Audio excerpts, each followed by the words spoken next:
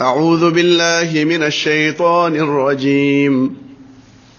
بسم الله الرحمن الرحيم. للذين أحسنوا الحسنى وزيادة ولا يرهق وجوههم قتر ولا ذلة أولئك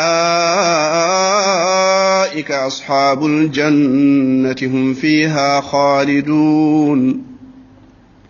والذين كسبوا السيئات جزاء سيئة بمثلها وترهقهم ذلة ما لهم من الله من عاصم كأنما أغشيت وجوههم قطعا من الليل مظلما أولئك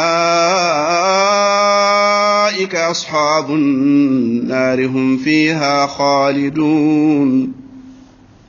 ويوم نحشرهم جميعا ثم نقول للذين أشركوا مكانكم أنتم وشركاؤكم فزيلنا بينهم وقال شركاؤهم ما كنتم إيانا تعبدون فكفى بالله شهيدا بيننا وبينكم إن كنا عن عبادتكم لغافلين. هنالك تبلو كل نفس ما أسلفت وردوا إلى الله مولاهم الحق وضل عنهم ما كانوا يفترون.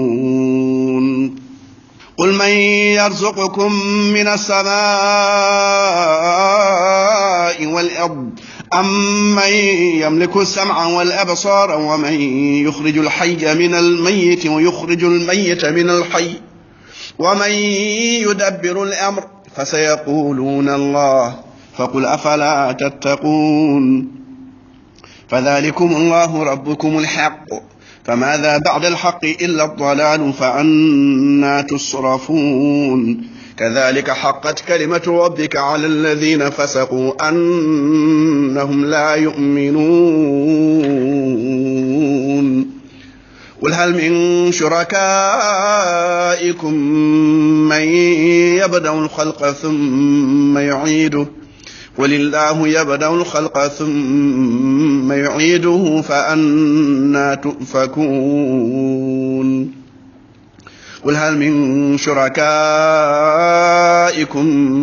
من يهدي إلى الحق قل الله يهدي للحق أفمن يهدي إلى الحق أحق أن يتبع أم من لا يهدي إلا أن يهدى فما لكم كيف تحكمون.